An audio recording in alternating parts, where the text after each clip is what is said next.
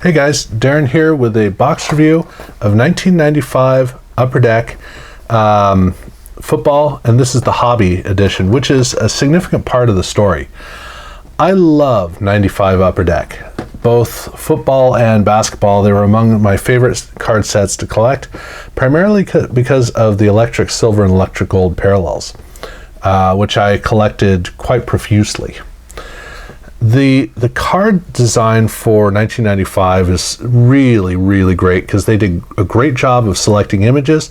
They've got just the right contrast they put in. They've got the Upper Deck gold foil logo looks great. They have a slight arc, the top of a football for right below the player name, all in gold foil, and then they darken the base and have the team name in black, so that it doesn't matter how energetic the bottom of the card is, it always reads perfectly. This is such a brilliantly well crafted card, and it's about the height that you're going to find from Upper Deck across the board. 92 and 93 were great. 95, this is just phenomenal. So it's a great card set with great images. Just the way that this whole card set looks is fantastic. So I was excited to open this box. Now, right out of the gate, I got within 2 cards of the set. There are only 2 players missing. That's pretty impressive. And I got all of the notable players, especially with the rookies, because this is a pretty big year. So I got Steve McNair, I got Kerry Collins, Joey Galloway, and Warren Sapp.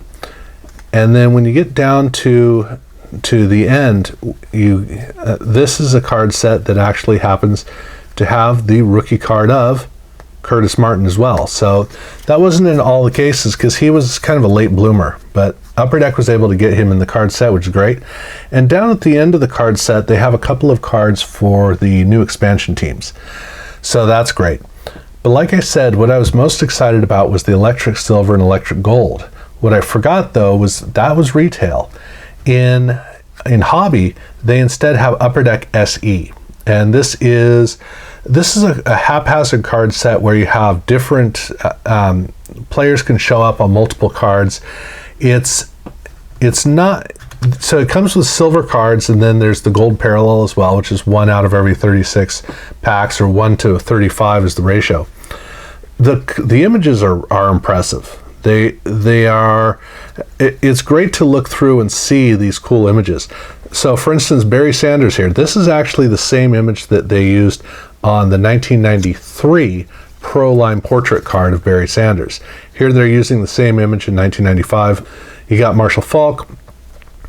Let's see, who else do we have? We got Shannon Sharp. We got Joe Montana. We got Dan Marino. And let's see, that is Alvin Harper. Okay, we got another Dan Marino here. We got Michael Irvin. We got Emmitt Smith.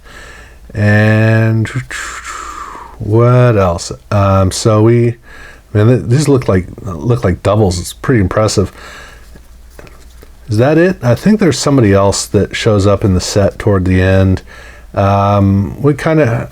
Maybe Marcus Allen.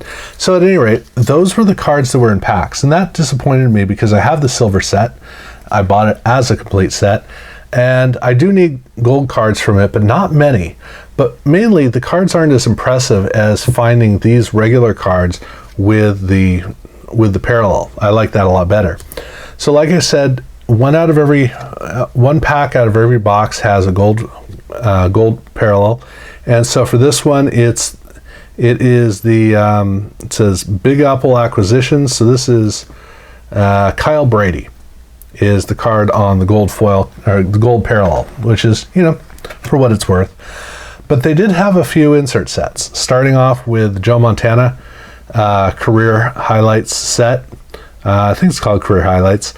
This is a set that's broken into 3 sections: Collector's Choice, which was only Series 1, only a single series in football; Upper Deck, likewise, and then SP.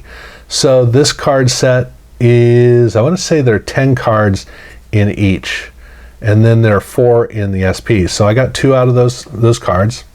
This is what they look like. They also have their predictor set, And for the predictors, I did really well because I got both Barry Sanders and I got Emmitt Smith. So that was a plus for getting those two. And then they did have a Pro Bowl card. And Natrone Means is the player I ended up with in... Oh, wait, is that... Yeah, I think it's Means. Yeah, Natrone Means is the player I ended up with in for this card. So not too impressive. For the doubles, I got an extra Marshall Faulk, extra Barry Sanders, extra Drew Bledsoe. I got Marcus Allen, 2 of them actually, and then Isaac Bruce and Deion Sanders, to give you an idea of how much I was kind of reaching for star players, because I didn't get very many stars in the doubles, but I didn't get very many doubles.